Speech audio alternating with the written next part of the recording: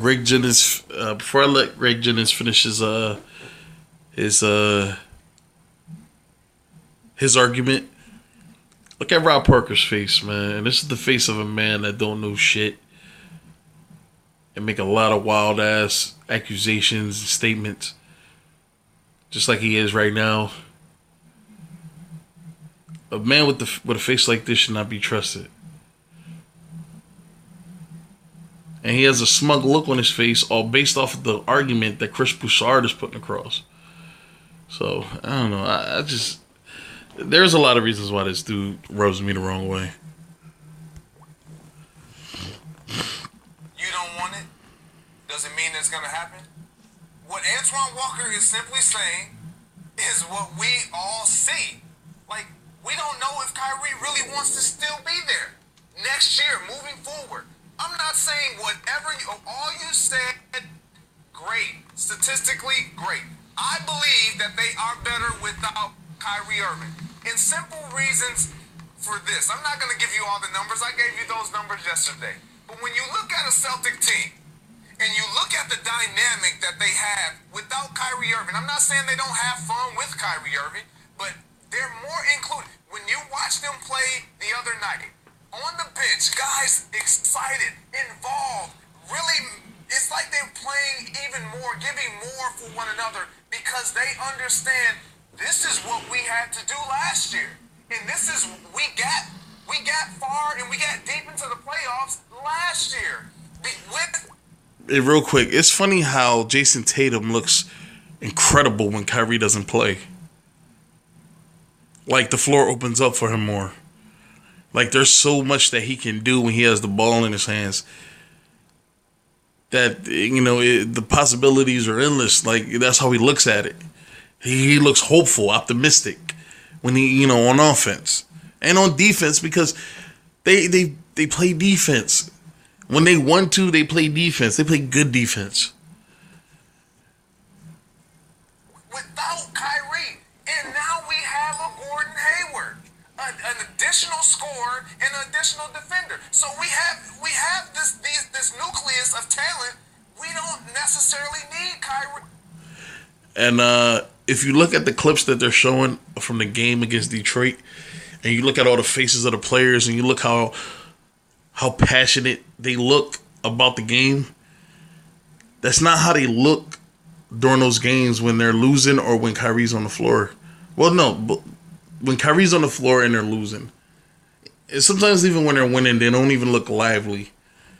There, they look energetic. They look like a team. That's what it looks like when a team atmosphere is where it needs to be. When every guy even guys on the bench that don't even see time is smiling. So we're not.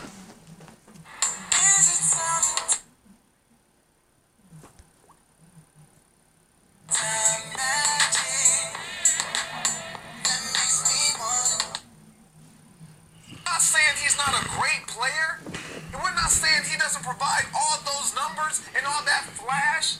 But can he win a champion? Can we just win a championship because of Kyrie? And you're telling me we can't get it done without? I don't. Yes, these guys don't believe that. I don't believe that. Well, we saw it last year when they were up 2-0 against the Cavaliers. You keep talking. Why? You keep going to that. That's you keep going to that. They were up 2-0, Greg. They were up. And you would. You're only. how is that an argument disproving the Celtics without Kyrie? How is that an argument? They were up 2-0 in the Eastern Conference Finals against the best player in the world that Chris Broussard likes to fucking keep stating. The best player in the world. Up 2-0. Eastern Conference Finals. I believe that's further than anybody even thought they would get. I'm pretty sure there were a lot of people that talk about the Celtics in such a great light. There were a lot of them that believed that they were going to get bounced out of the playoffs by Giannis. Even on Milwaukee's best day, like, Milwaukee had a great series if you look at the production from each player. The one that I could say didn't have a good series in that series was Eric Bledsoe. Eric Bledsoe got showed up by Terry Rozier. Got his ass whooped. But when you talk about Chris Middleton, who showed why he's an all-star, and Giannis, even their best couldn't beat this team. So, Kyrie in the world. I'm not in that moment in Game 7. I'm not gonna just accredit that to just them not having Kyrie Irving. They were without Gordon Hayward as well. all season long, their biggest free agent signing in years. In years. I can't even remember the last time they signed somebody a bigger name as Gordon Hayward. Because Kevin Garnett, Ray Allen, they traded for them. Isaiah Thomas, they traded for him. Kyrie Irving, they traded for him. Al Horford was a free agent pickup, but not as big a name as Gordon Hayward. Let's not make it seem like Gordon Hayward was not this attractive. He was gone, though, after. I understand all of that, but he is back now. And so they do have him without Kyrie Irving. But so they're not a better team? But Greg, They're not any better? No, because the narrative is Philly picked up Tobias Harris, they got better. Milwaukee got Nikola Mirotic, they got better. The Toronto Raptors grabbed Marc Gasol, they got better. Boston refused to get anybody, they stayed in the same place. Now, some people are saying that that those teams closed the gap on Boston. And then there are some people that even went as far as to say that they're so far past Boston, it's not even close anymore. I believe that sounds like something Max would say. Somebody said that. I forgot who said it, though. But, yeah, they're not better. If you listen to the narrative, they're not better. Because they didn't get Anthony Davis. That was the whole narrative about the Celtics going into the season with Danny Ainge, Will and Dill, and get Anthony Davis. That was a talk last year. Because with the addition and the acquisition and the activeness of Gordon Hayward right now, they're no better. But They can't. he's not a superstar, and that's what you need to win. And Kyrie isn't a superstar. Come on, man. Isn't it? Look at Chris Broussard's face. Like, dude, facts is facts. It's not a fact. Kyrie's not a superstar. He just has superstar talent. That doesn't make him a superstar. Anthony Davis has superstar talent. That doesn't make him a superstar. You're making this argument that Gordon Hayward wasn't good enough anyway to lead this team, but Kyrie is fucking retarded. Neither one of them has done anything significant enough to warrant them this kind of respect that y'all are giving them. And when Kyrie played with LeBron, y'all wasn't even giving him this fucking kind of respect. He should just be thankful that he's on a team with the greatest player in the world and he has a chance to win. That was the whole thing with Kyrie being in fucking Cleveland. And he wanted to get away from that because he knew that. He knew everybody looked at it like LeBron is saving me. And he wanted to get away from that shit. And who would blame him? And now that he's on Boston, now the narrative has changed and Boston can't win without him. Even though the year before he got there, Boston was in the fucking Eastern Conference Finals anyway. So this whole argument with Isaiah Thomas, so this whole fucking argument that they need Kyrie to get them there is retarded. It's stupid. It doesn't make any sense. And that's the problem with a lot of these sports pundits, man. They make a lot of these asinine statements and they think that shit validates what they're trying to put across, and it doesn't. And I like Kyrie, man. Like, I think he has a phenomenal game and I enjoy watching him play. I get excited when I watch him play. But that doesn't mean that he's going to win them anything. That doesn't mean that he can get them anywhere. I'm not saying that he can't. I'm just saying it's not proven. And that's what Greg Jennings needs to say right now. Has Kyrie ever won anything without LeBron James? And what I mean by anything is a conference championship or a finals championship without LeBron. because this would shut that whole conversation down. If you bring up the first 2 years of Kyrie's career, like they like to do that when he was in Cleveland. When you bring up the first 2 years of Kyrie's career, that argument would shut this shit down.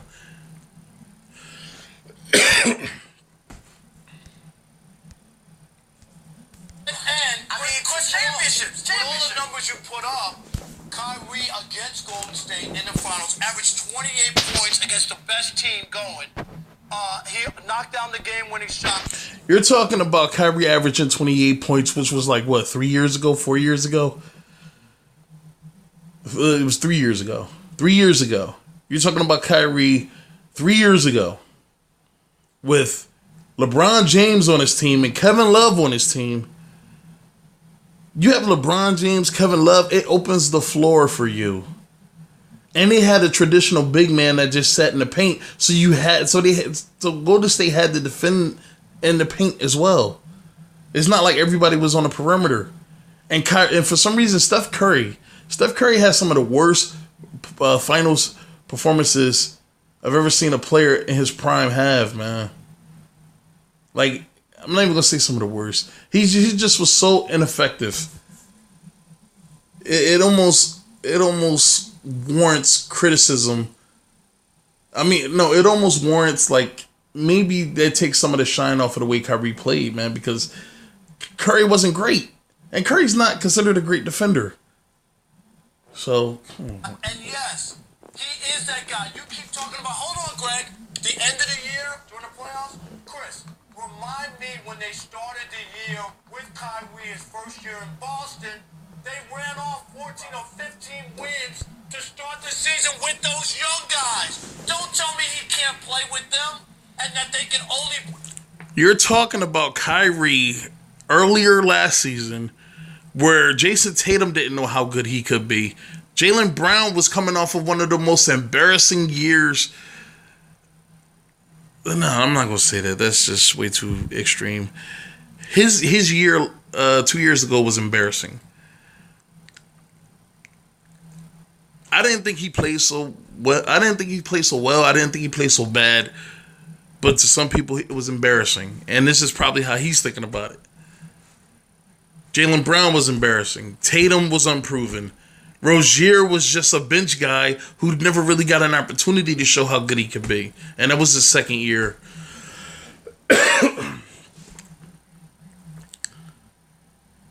So you're making this argument again. Jason Tatum and Jaylen Brown now was not Jason Tatum and Jaylen Brown last year at the start of the season. Play without him? Do you remember that? During this recent stretch when he was going off for like 30 points and 10 assists a night, they were 6-1 with him. So they look good. You're right. They pounded Detroit last night. They're a very good team without Kyrie. But don't they also realize to the pinnacle? Listen, you need. Hey, Greg, you realize where you're going. There are arguments, and I just want to get this in there real quick, man, because Greg Jennings is surprisingly quiet because I'm pretty sure he researched. I'm just going off the top of my head with a lot of this. But there's a lot of arguments this dude could make to shut this whole shit down. Because right now, they're just bombarding him with stats that are easily manipulated because numbers can be manipulated.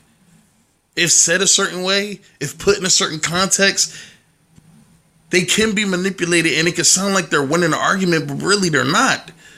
It's just Greg Jennings isn't saying anything.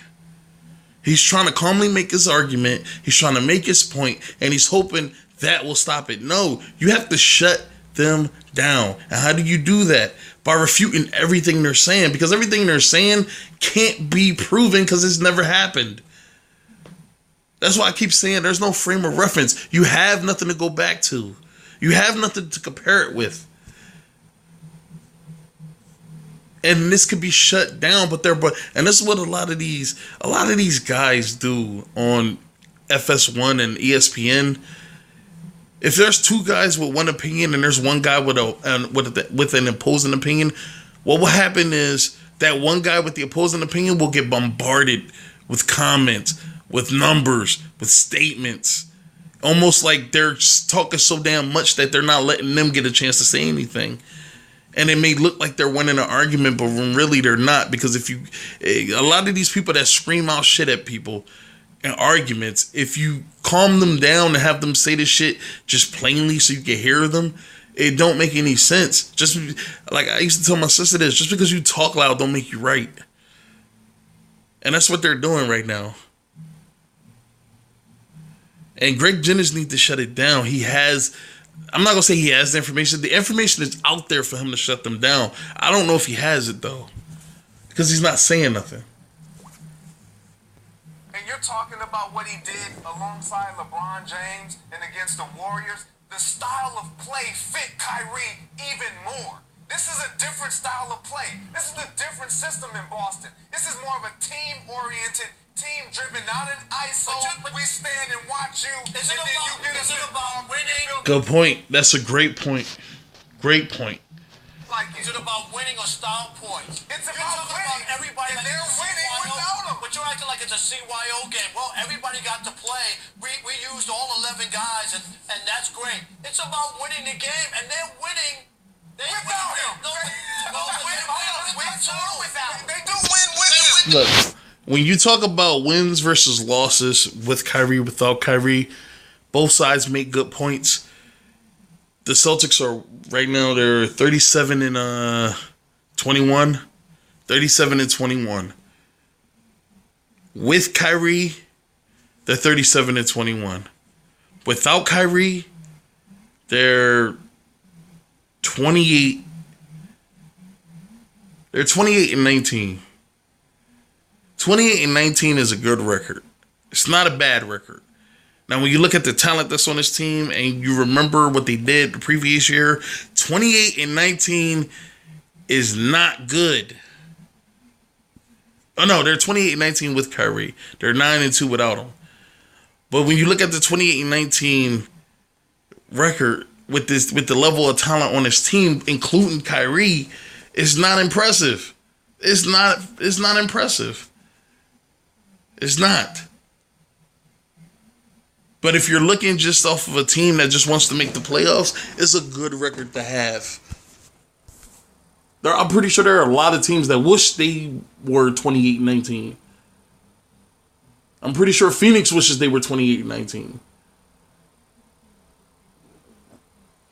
So it's a good record to have, but when you look at the level of talent on this team, it's not impressive at all. That 9-2 is seriously more impressive than the 28-19.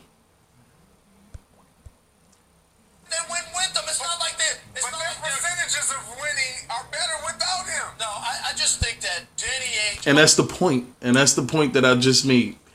28 and 19 with this level of talent is not impressive. 9 and 2 is more impressive. I don't know what Toronto's record is off the top of my head. Actually, I'm only gonna take a second. But Toronto, somebody said that they were 13 and 3 without Kawhi, which is good. I mean, I got to go back and look at who they beat when Kawhi was out. But I just need to get a glimpse of his record. I mean, their record, Toronto's.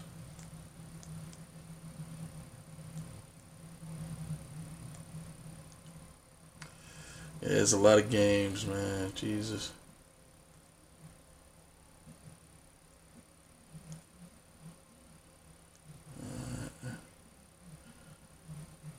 Real quick, sorry.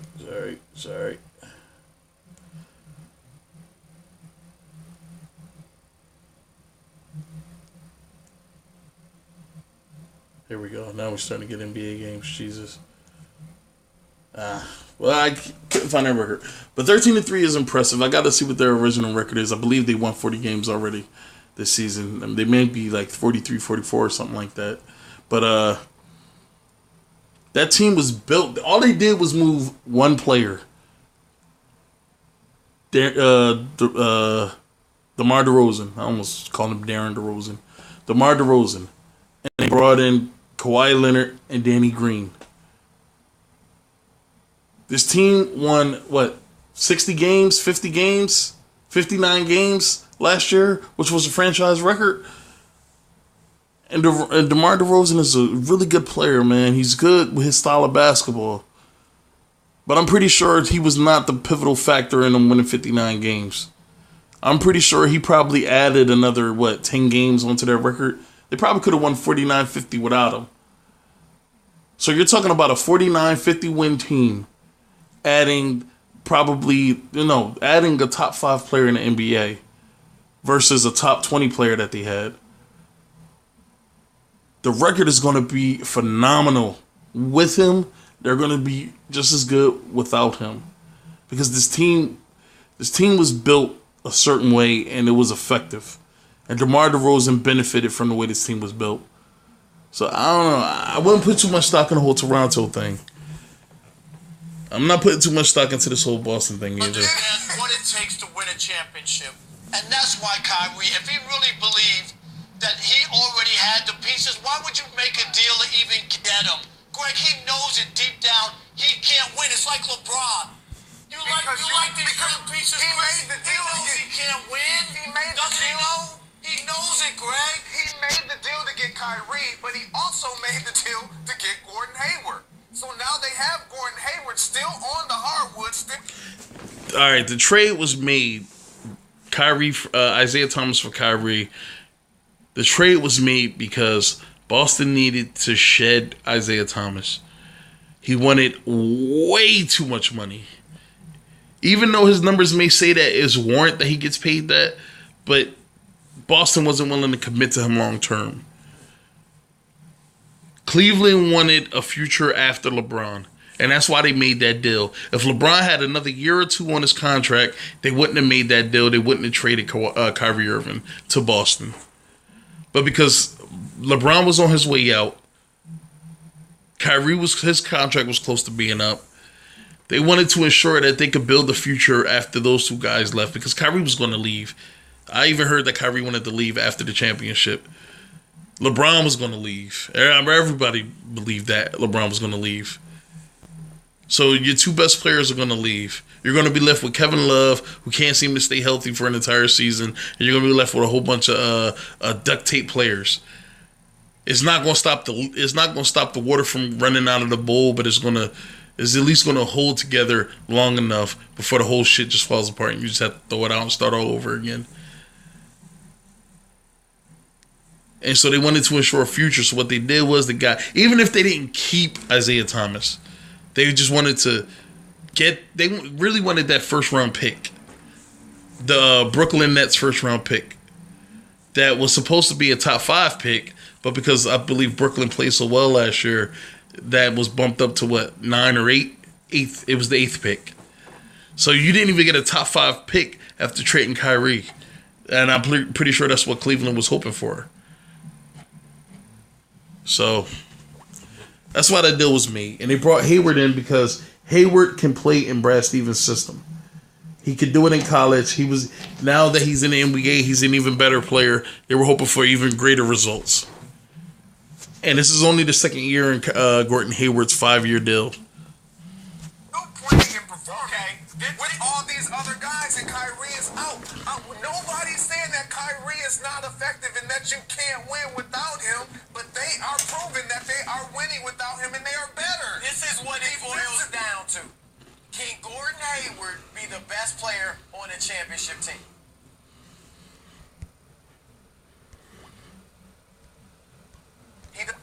I'm going to say this. The Detroit Pistons proved that anybody could be the best player on a championship team.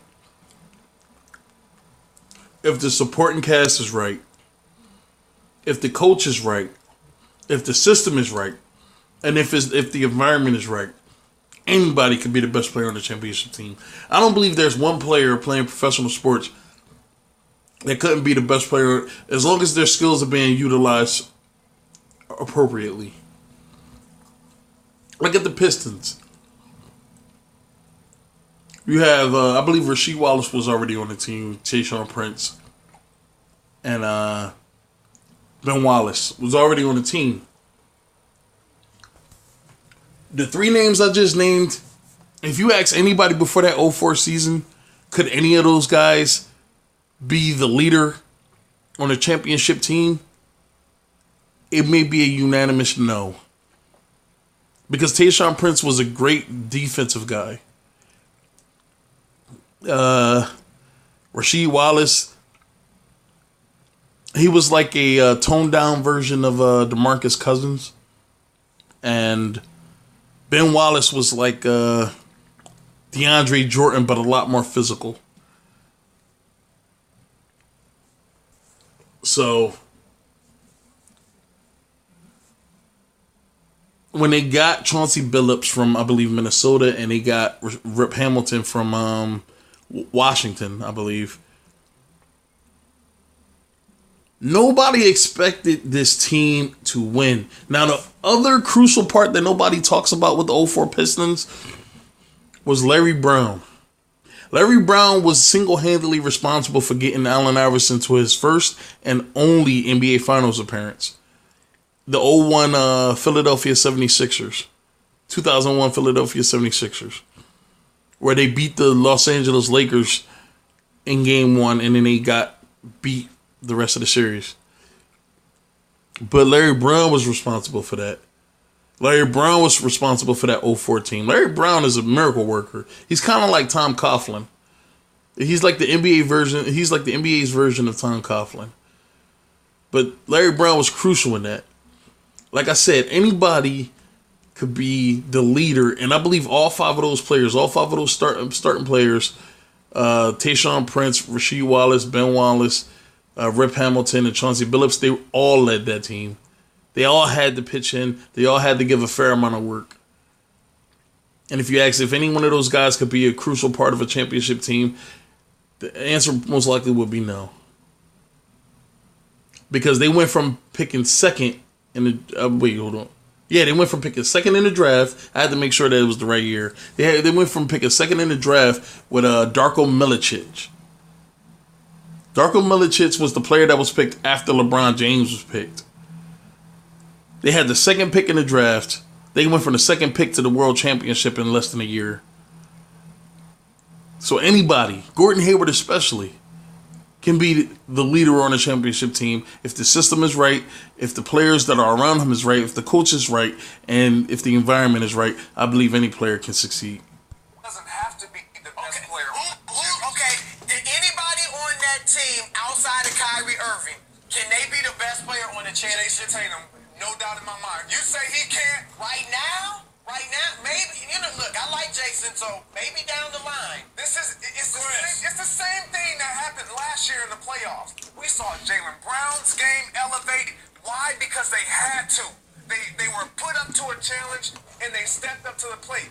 This is what Brad Stevens does with talent. He brings it and he elevates it. But they don't win with Brad Stevens when he goes up against other teams that have star players. He doesn't win. Give me the championship that he won. That's funny. You talking about a guy whose best player on the team was Isaiah Thomas one year, and the best player on his team the next year was a rookie and a second-year player who has yet to prove themselves. And he got to the Eastern Conference Finals both years, but he can't do the job, though. College without a star player. I don't want to hear this college. Why? I don't want to hear the all of that. And last year, Game 7 in Boston, what did they do to show that young, all these guys, what did they do? They missed 27 three-pointers. They weren't ready for the stage or the lights. They weren't ready. Hit one. Yes. They would have hit 2, Chris, and they would have won the game. Gordon Hayward would have hit one or possibly two. Well, let's see if Hayward can get back to what he was. I don't know what he did last night. He had what, 18? If he stays around that 18, 20, 22 points a game, we're good because F R E E. we know Jason Tatum is going to get us buckets. Marcus Morris is going to get us buckets. We have so many guys that can get us buckets. Al Horford's going to get us. But it boils down to this. Because, again, with the Celtics, with Danny Ainge, it's about championships. It's not about being in the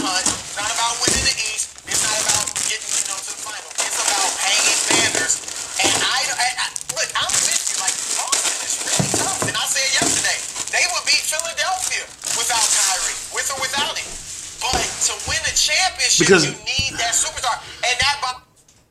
The only reason why he could confidently make that statement is because they've already done it. Boston has owned Philly for the last 2 years. They've already done it. So you're sounding confident in an argument that you already know is a fact. But a whole lot of these other assertions that you're making aren't even fact. You're just making assertions. You're saying what you believe, and I'm not saying you're wrong for that. I'm just saying the context in which you're putting it and a lot of the endpoints that you're putting on there, they're wrong. You can feel how you want to feel. That doesn't make you right. So, and Greg Jennings could shut all of this down if he would just throw a lot of the shit that they said before back at them. Like, because Chris Broussard he's a Cleveland fan, and a lot of the arguments he made to support LeBron was Kyrie didn't win before LeBron got back. It took LeBron having to come back for him to actually win anything. You got to throw that shit back at him. Whenever somebody makes a statement in life that you know is wrong, but you know why they're making that argument, sometimes you just got to throw that shit right back at them. You know? Especially when they're wrong, and that's the best way to refute what they're saying. And right now, Chris Broussard is wrong. And the best way to refute what he's saying is throw a whole lot of shit that he said in the past right back at him. How can you say Kyrie is a winner now when you wasn't saying this shit 2 years ago? Alright. Let's just let this finish up and then I'm done. By the way, is also why Danny Ainge is going to throw everything he has at Anthony Davis. Because he knows it. He knows you need that caliber of player to win titles. That's what it kind of boils down to. Greg, just because you just want to be good, Greg, that's all right. No, but if you want to win championships, you need Kyrie. Look, ain't nobody winning championships other than the Golden State. So now we talking about championships. To have a hope and a prayer. Oh, so now you just want to have a hope and a prayer. They got a hope and a prayer. Guys, don't worry. We're going to revisit this topic when...